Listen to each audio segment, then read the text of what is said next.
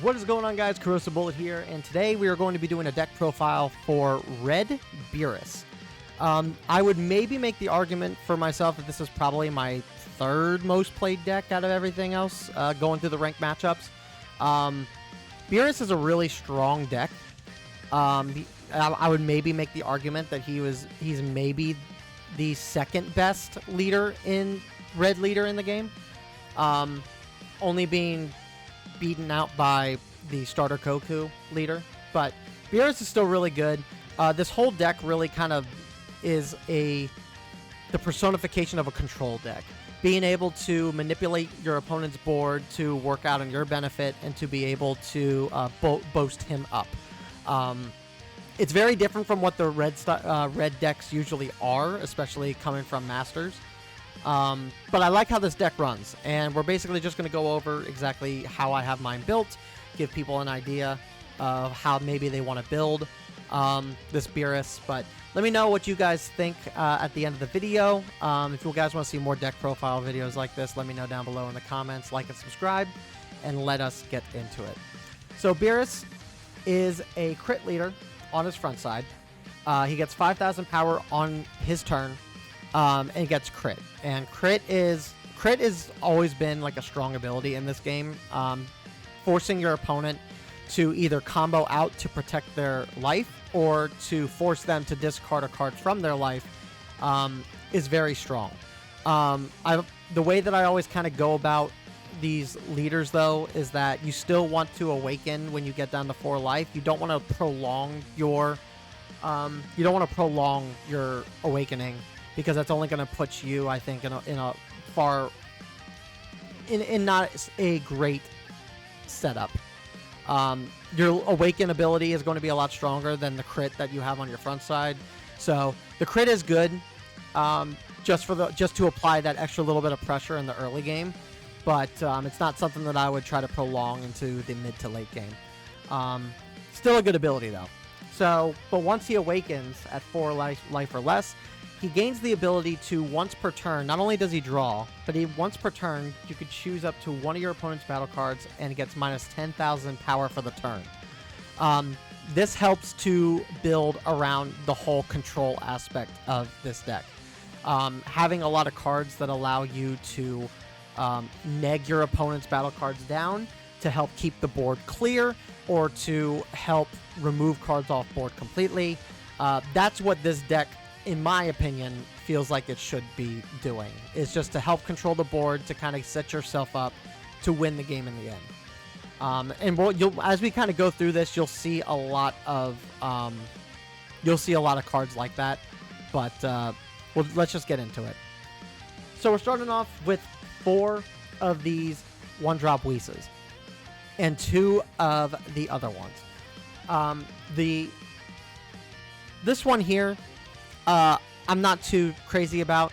This is more or less a backup on the off chance that I can't pull out this one. This one's an on-play effect, whereas this one is an activate main. For staying power, I like to have more of this Whis because it gives me the option to do this once per turn. I'm never swinging with him. I'm not looking to combo out with him unless it becomes the mid game. And he kind of helps to like control the board a little bit in the early game. Whereas this guy is on play, but he gives me 10,000 combo power, so it's an option. Next, we got 4 of the Self-Awakener Master Roshis and 2 of the Draw Master Roshis. I only have 2 of the Draw Master Roshis because I more so want to run this guy, but the extra drawing power is always good. The Self-Awakened Roshi, I keep him in here for Self-Awakening, because again, we don't want to prolong the crit ability on the front side. We want to have that pressure in the early game, but we still want to awaken as early as we can. So having this guy as an option turn 1 or 2 is pretty good in my opinion. Plus, with some of the extra cards that we have, it gives them a little bit extra gives them a little bit of extra utility.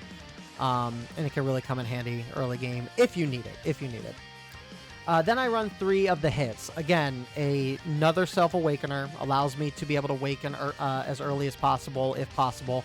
But he also has the ability to neg your opponent by 5,000 power as well, similar to the one-drop Wheezes. He's really good, 20k for 2 cost. He's still 5,000 combo power, which isn't anything crazy. I think the minus 5,000 in his ability makes up for the lack of combo power, personally. And again, like if you have this Whis on the board and then you attack with this hit, you're minusing 10,000 there per turn on 1 card. I think that's really strong come the early game. If you're able to awaken by turn 2 or 3, like you're already talking like minus 20,000 on a card just from these cards, plus your Beerus leader ability as well. So, again, this deck, the way I have it built, is built around controlling the board and keeping the board relatively clear to open yourself up for winning the game. So, then I run 4 of the promo Son Gokus, 2-drop, 20k, 5k combo.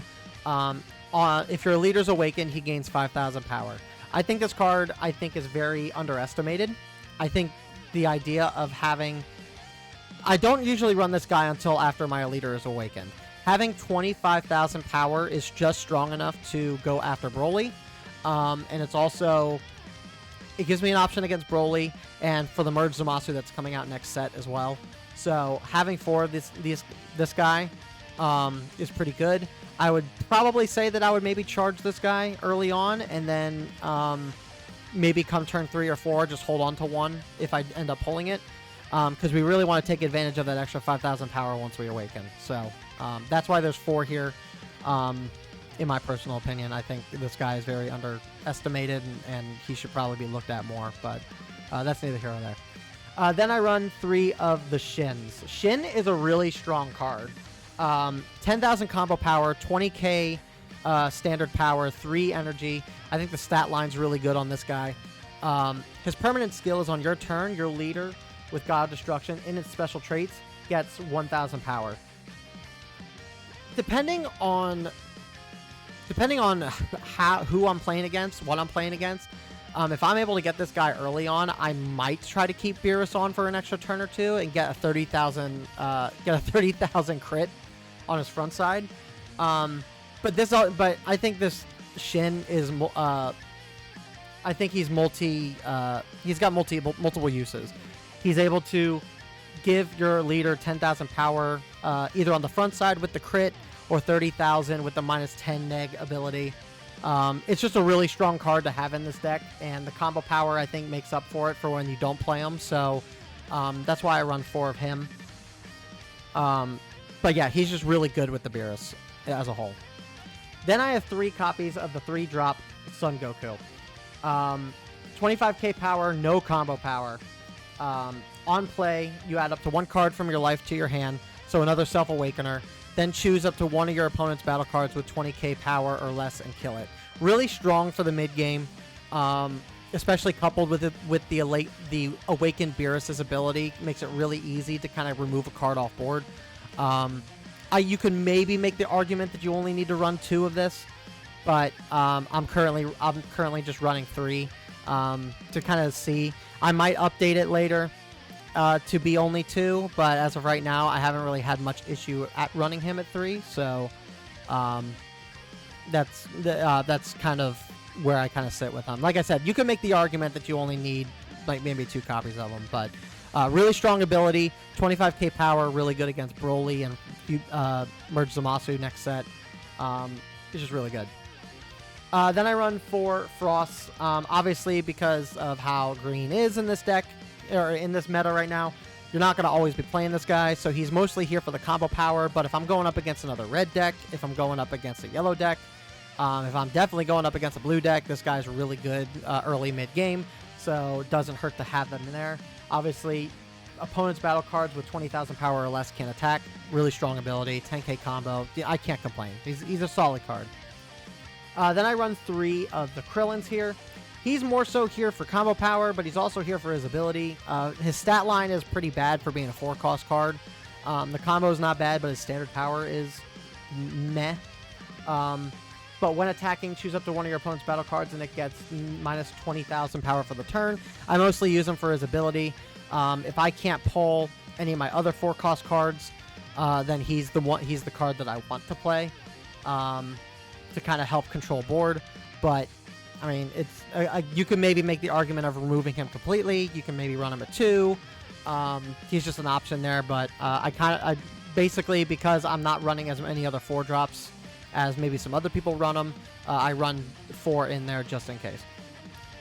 Then we got only one of the secret rare. You could maybe make an argument to bring him up to 2, but I think this guy has such a gimmick in terms of his abilities. I don't think running more than 1 or 2 at most is all that necessary. 30,000 power, 4 energy, decent stat line, no combo power.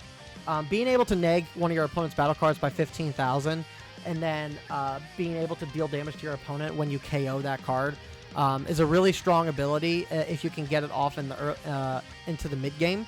But again, it's very gimmicky. Usually, in most cases, when running this card, I see people comboing out to defend against it. So at that point, it's almost a question of do I just attack leader or do I attack the card on the board? It really just depends on if you're able to neg your opponent's battle cards down deep enough, which this whole deck is designed to do. So that's why I say you could maybe run him at 2, but I think you're really only playing him, I think, 1 time, and it's more or less going to be as a gimmick to hopefully end the match, but he's not, like, necessary, I think. I think you could maybe throw in, like, the 3-drop Beeruses instead of this guy, and you would be just fine as well on that end. It really just kind of depends on how you want to build the deck, but, I mean, he's all right. He's there. He has a purpose. It's just I don't think you're going to be capitalizing on that purpose all that often, so that's why I only run him at 1. Then we're running 3 of the 4-drop Gohan's 25k power crit, and then he minuses an opponent's battle card by minus 10,000. This guy, coupled with your Beerus, will clear off most cards on the field at 4 cost or less. I feel like in the current meta, there's not, like, in terms of cards that you're going to see on the board more often than not, it's going to be 20,000 power cards. So this guy is coupled with this leader is able to kind of remove a good chunk of things, if not most things, off the board. Again, and then the crit applies pressure. His power allows you to be able to hit Broly. Just a really solid red staple, in my opinion. Then I'm running 2 and 2 of the Beerus SR and the Double Strike Goku. I more so want to see this Beerus come turn 5, with the Goku being more of a turn 6 if I can last that long, or if I can. It really is kind of vice versa. I think if I'm able to get a opponent down to 2 life come turn 5, I would try to go for game with the Double Strike Goku when possible. But if it's a bit more of a drawn-out match, I want to focus more on board, Beerus is an option. Beerus is a 35k, 5 energy cost crit with the ability to discard one card from hand, and all opponent battle cards with 25,000 power or less gets KO'd. Really good for board clearing, really good for in the control aspect of what this deck is supposed to do. And then obviously the Goku minus his 20,000 on a battle card on play, and he's a double strike. So obviously this guy's meant to go for game. And then if I need to focus on board, the 5-drop Beerus is the one that I want to run. So it want to play first before I play this guy. So it really is situational, but that's why I have 2 and 2 of each. You can make the argument of running 3 of this or 3 of the Beerus. It really just depends on how you want to play it. But I found this to be pretty consistent in most cases. It's not something where I always need to see this, considering that I have to build up to 5 energy to play either or. But obviously, I will more or less see one of these guys come endgame or come turn 4 or 5. So that's neither here nor there. Then we got obviously the 4 super combos. Whatever your poison is, whatever red super combo you want to use, I don't think it really matters. There's no way to search specific super combos, so it just is what it is. And I'm toying with the idea of going back and forth between these two. Kamehameha is probably a card that I would want to run 4 of to get use out of the Master Roshi early on and apply some additional pressure in the beginning of the game. But God Kamehameha is such a strong card, especially if your board is cleared.